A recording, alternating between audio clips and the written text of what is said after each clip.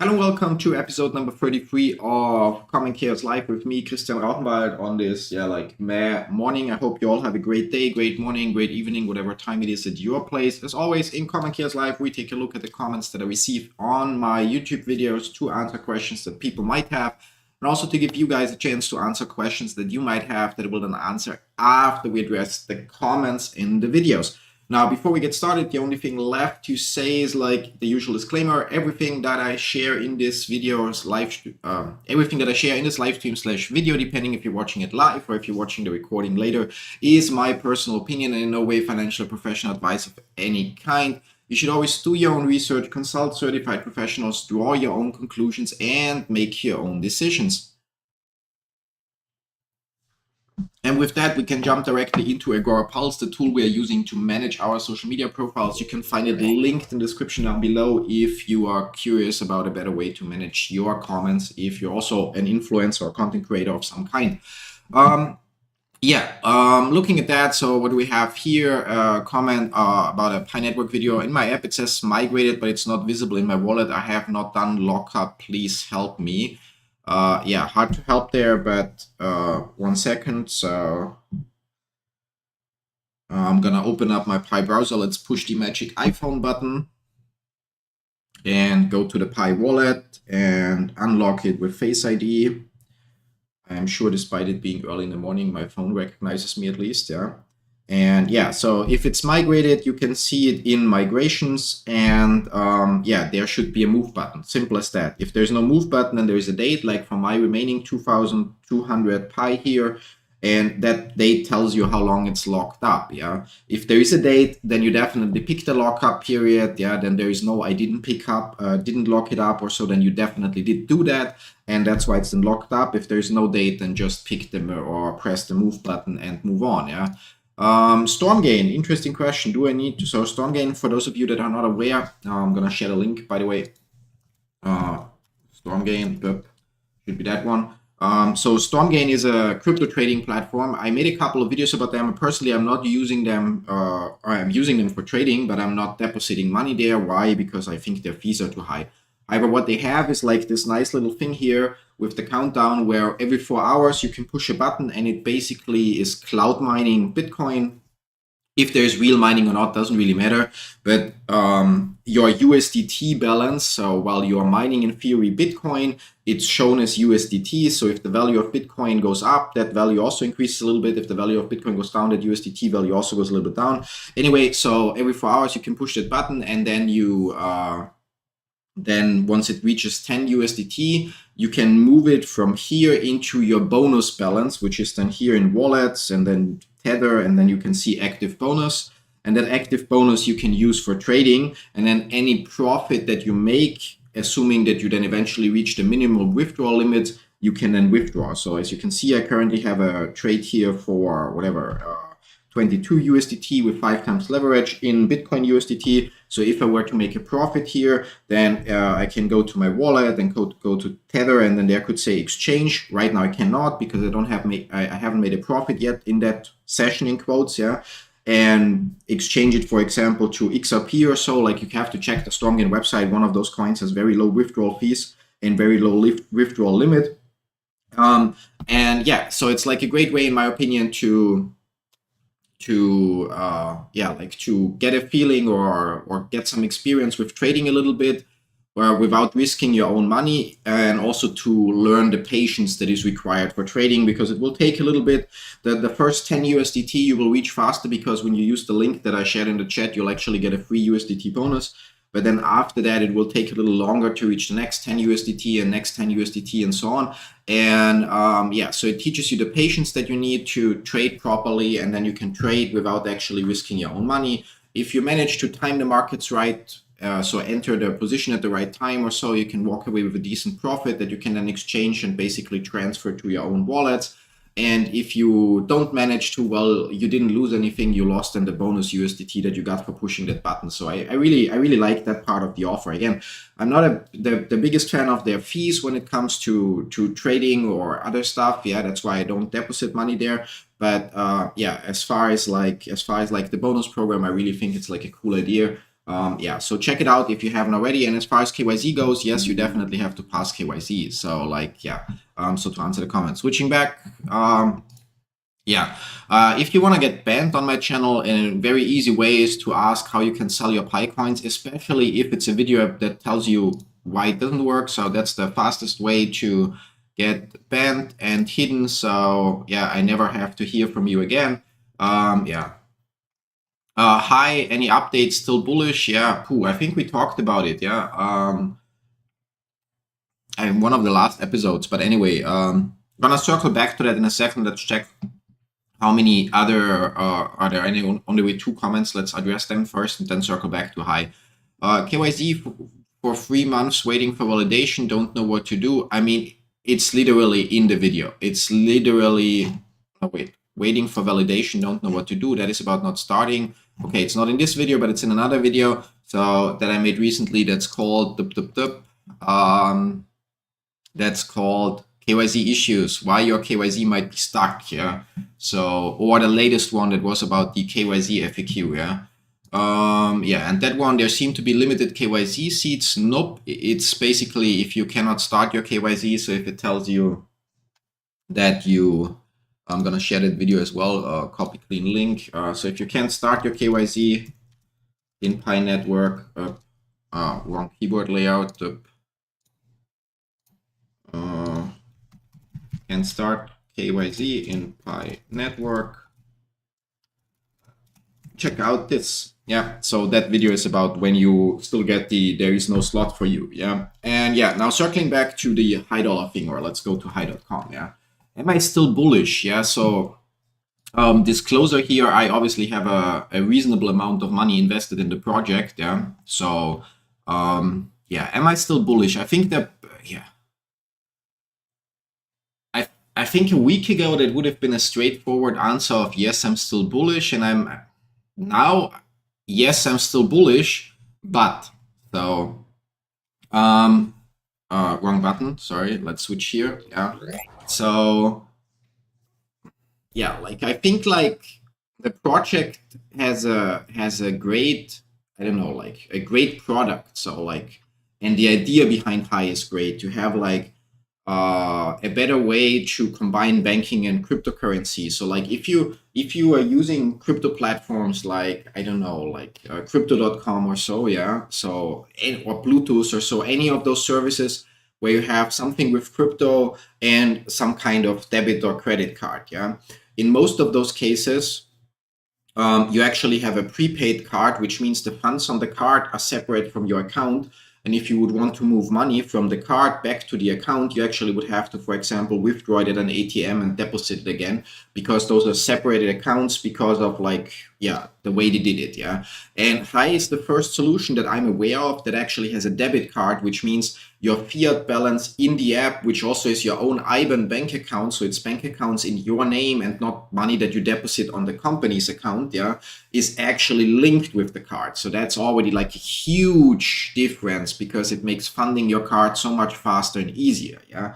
Now, the card alone, obviously, with their, in quotes, theoretical benefits of up to 10% cashback and so on, is insanely good.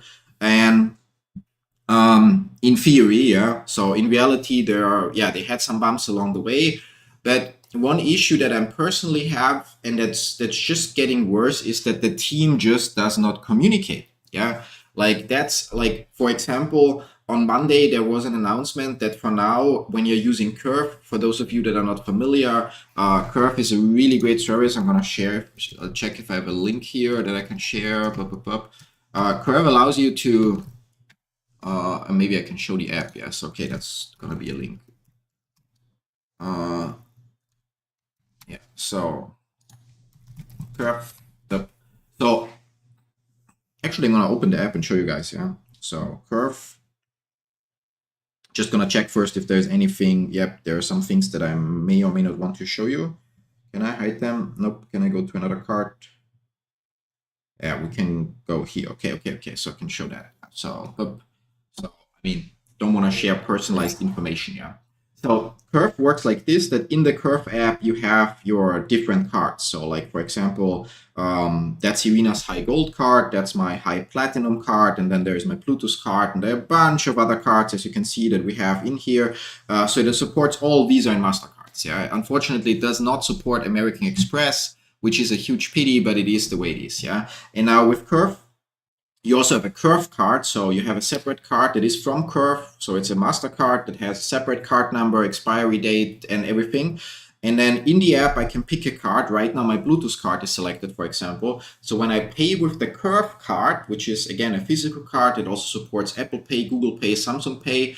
So you can use it in stores, you can use it online, you can use it through Apple Pay, Google Pay, Samsung Pay. Then whichever card I have selected here is the one that gets charged. So instead of carrying around the Bluetooth card, whatever, MasterCard, Visa cards, and so on, so having like 3, 4, 5 cards in my wallet, I actually only need the Curve card in Apple Pay or the physical Curve card with me, and I have access to all those cards. And just before I pay at the cashier, I go into the Curve app if I wanted to use a different card, because whatever, there is an offer, I get a specific discount at that one vendor. And I select that card, and then I pay with the Curve card, and it charges the other card. So that's the first benefit. It's super convenient. The second benefit is, like, depending on if you're on Curve's free plan or on Curve's paid plan, you can select up to 6 retailers where you get 1% cash back from Curve, which is then that first loyalty card that you see here. So yeah, like, so every time we pay at certain stores, we actually get cash back. Like when we get gasoline, we get 1% cash back from Curve. And then every time we have minor bills, like here for a parking ticket or so, then it actually doesn't charge the credit card, but it just uses the bonus funds. Yeah, so you see that it's like this month, for example, 11 pounds. So like, what's that, 13 euro or so that we just got cash back there. And yeah, so that's one benefit. The other benefit is, like, for example, I have a Miles and More MasterCard for to not lose our frequent traveler miles. Yeah. And that card, if I use it anywhere without euros, so in a foreign currency, it has a 1.5% fee. Yeah, which means, for example, while I was spending a lot of time in Ukraine, paying there every time meant paying 1.5% more, because the charge was made in Ukrainian hryvnia instead of euro. Yeah. And with Curve, each card you set up which currency it is. And if I pay with Curve in Ukraine, Curve is charged in Ukrainian hryvnia, but the underlying card is then charged in whichever currency I set the card is. So if I add my Miles and More card here and say it's a euro card, I pay in hryvnia, but the Miles and More card gets charged in euro, which means I don't pay the 1.5% conversion rate. Plus, at least Monday to Friday, they have a better conversion rate, or a very, very good conversion rate for foreign currencies. Yeah. And last but not least, Curve, one of the greatest features, the so-called go back in time. So I could pick, for example, this parking transaction here, and for up to 120 days, again, this varies if you're on a free plan or one of the paid plans. For up to 120 days, you can say, okay, on the highest paid plan, it's 120 days. I can say, okay, I want to move that card now to my Bluetooth card from the high platinum card. Yeah. And which would create a refund on the high card and charge it to the Bluetooth card, or to that Barclay card, or to the Amazon Visa, or to the Lufthansa Miles and More card, or to this card or that card. So yeah, which is great, because, for example, if let's say next week my whatever Amazon Visa card would make an offer, okay, like get €5 back for an online transaction or so, then I actually don't have to make a new transaction, but I could just pick any of my old transaction that's smallest one, so I don't lose a lot of cash back from the high card, for example, and move it onto that other card to get that bonus. Or, for example, while we were waiting years ago for our Crypto.com debit card that back then got us 3% cash back, I also used Curve with my Miles and More card and had a bunch of transactions. And then when we got the crypto card, I put money on the crypto card and then just moved all the transactions to get the cash back from there instead of just getting miles. Yeah. And so Curve has a lot of great features. And however, on Monday, the High team announced that there will be no cashback for Curve anymore, because some users, I didn't have any issues with my High card using it since it was released in like late December last year. And with 1 month break when all the cards got locked to deal with some fraudulent users, yeah, like I don't know how many transactions I've made with it, but it's been a reasonable amount of transactions. Yeah. and I haven't had any issues with that whatsoever. But there are users that reported, okay, that for example they pay, but then on the where you pay it says payment declined, but on High it still gets charged, and then it takes anywhere from a few days to, I don't know, 60 days or so to get that money back and so on. And compared with other cards, High takes longer to make payments. So if I use another card, even with Curve, to pay at a restaurant, it's like in a second the payment is confirmed, and with the High card it's always like a couple seconds. So there are timeout issues for some users. And so High announced on Monday that there will be no more cashback for now. Yeah, like I don't think it will come back, but that's a different reason. So cashback when you pay with Curve. If you use the High card directly, which you can only do online right now because it's right now a virtual card, then you still get your cash back normally. But if you were to say, hey, I want to pay at my grocery store, well, then you're shit out of luck right now. And what bothers me about that is like that it was sold as like in order to improve the customer experience. Yeah. How does it improve the experience if I can still use Curve with the High card, but I just don't get cash back? It doesn't resolve any of the bugs. Yeah, so it doesn't resolve the issues that people have with like timeouts and so on. Again, for me, I haven't had any of those issues over all the transactions. I had one failed go back in time attempt that then was automatically refunded within 7 days, and I think one declined transaction. Oh yeah, like 2 weeks ago when we were at a restaurant, one transaction that said declined, but actually got charged to the card, so we had to pay again. And then again, within a week, I automatically got that second payment refunded. So like nothing that I would complain about, to be honest. Yeah. But so what changed is just you don't get cashback anymore, and even that I can understand. But personally, like what I don't understand is like Monday during the day, the announcement is made via email and then the Telegram channels. But then later there's the clarification that it's in effect from Monday midnight already, so from the start of the day. Yeah. So again, a change happened without announcing it properly, without giving people notice, and actually having it being effective already, I don't know, 10 hours ago, 14 hours ago. And that's just not the way to do business. Yeah.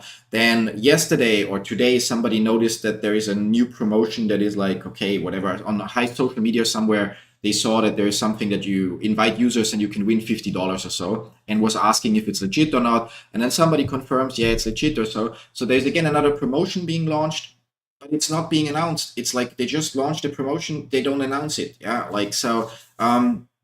Yeah, then obviously physical cards are supposedly around the corner. Yeah.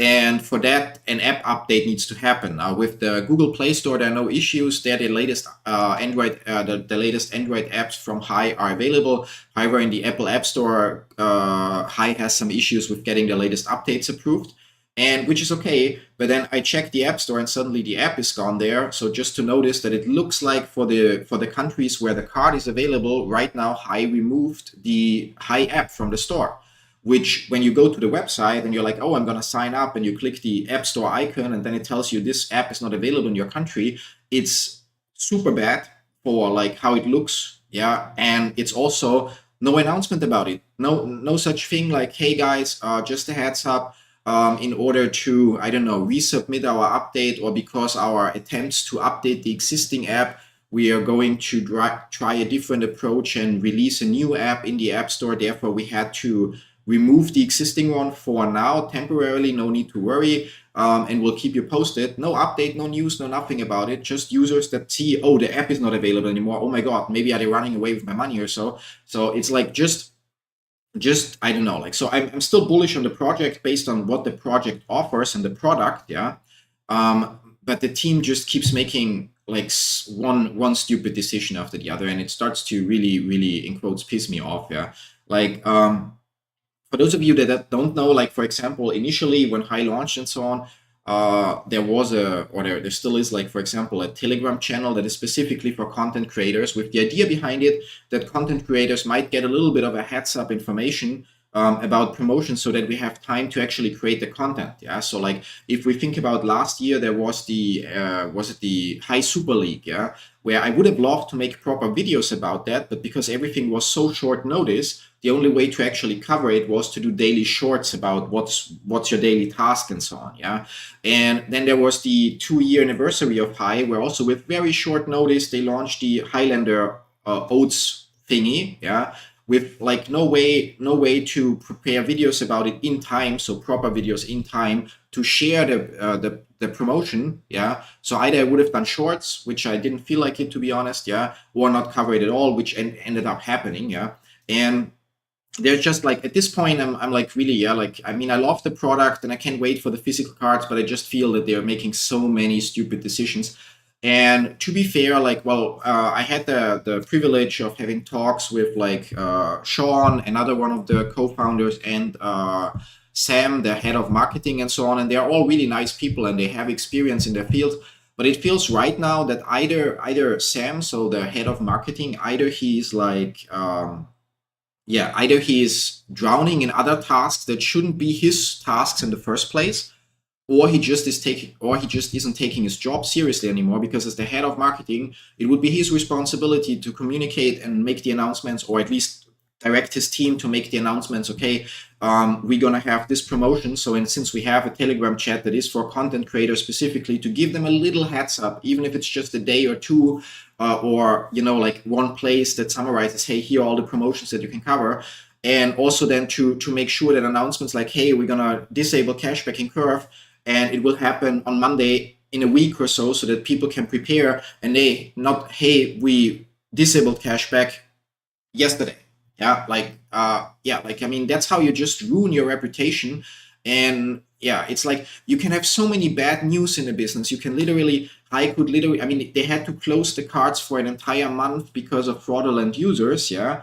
And if you communicate it properly, if you provide enough information and as soon as possible to your user base, that will be perfectly fine. If you're silent about it, I mean, back then the communication was still better. If you're silent about it, then people, oh, why is my card not working? Why can I not access this? Why cannot access that? Oh my God. Then people start to get ideas and nightmares about like, oh my God, they might run with my money or so. So right now, I love the project. I'm bullish on the project and so on, but the team right now just keeps making one stupid decision after the other. And it's not about what they do. It's just about, I mean, maybe they're not even making one stupid decision about the other. Let me clarify or correct that.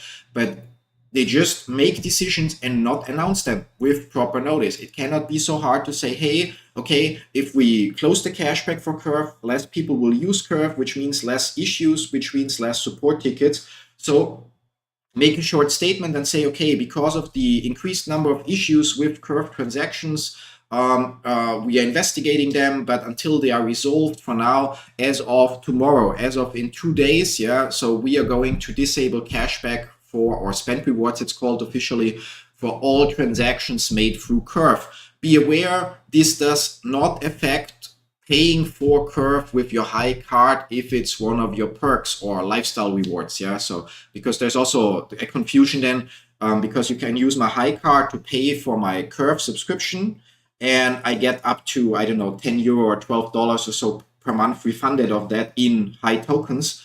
Which is obviously independent of the lock of no cashback with Curve, because that only affects when you pay with the high card through using your Curve card. Yeah, but yeah, so at the end of the day, so like I'm getting more annoyed by the project, but mostly because of the lack of communication, and that communication that is happening is often not concise. So very often there are, in different Telegram groups or Discord and so on, different messages that don't 100% add up. And very often those messages are late and not in advance and so on. So, but I'm still bullish on the project. Yeah. And I feel like, I mean, to be fair, right now, again, it's like my personal opinion that I'm sharing here, not financial advice. Please do your own research and make your own decision. Right now, I would say it's a high risk investment because of the price trajectory. I mean, high lost like 99% of value from its all-time high. Yeah. I mean, but on the other hand, considering the product, yeah, so like the card and everything, if the team doesn't screw up a lot more,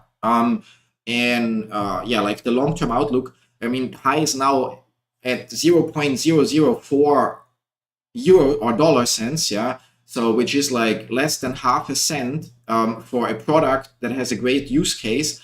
And therefore, from there, it actually only would require a little bit of change in quotes in terms of like some positive news, the physical cards and so on, in my opinion, to turn the price around. And from half a cent, it's very easy to make 100, 200, 300% return, in my opinion. Again, do your own research. Don't buy because of this video alone.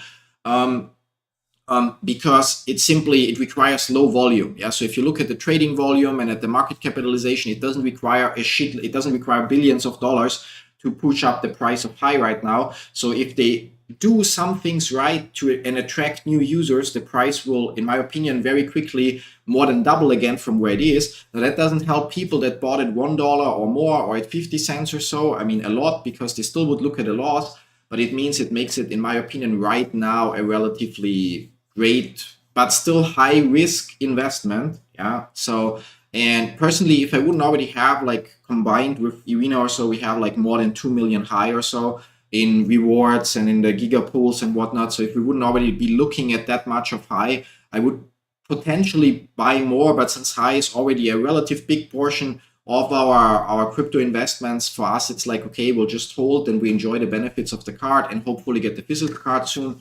But yeah, so overall still bullish on high, but I have a lot of grievances by now with the project, but mostly with, in that case, mostly with their marketing department. I don't even want to blame Sam as the head of marketing specifically, but their marketing department in general, whoever is responsible there, is doing a very, very bad job at the moment. And yeah, like, and that's just damaging, it's harming everybody. It's even harming themselves, because everybody at high holds high tokens, and the company needs a higher value of high to make more money, in quotes. Yeah. So like, their marketing department is literally what's like shooting the project in the leg right now. Anyway, yeah, but that was anyway the last comment. So I think that's it. We don't have any comments in the chat, so nothing to address here. Yeah, like, so there will be another stream at 10:30 a.m. So in, what's that now, 3.5 hours on my Popular Investor channel, where we will today look at another stock or index to try to predict where it's going. So basically managing my public eToro portfolio in the stream, and you can check it out if you want to. And other than that, I'm not sure if there will be a stream later on Twitch as usual for this week. So yeah, thanks all for tuning in. I hope you have a great rest of the day, and then see you all either in another stream, another video, or maybe tomorrow in another episode here of Common Chaos Live. So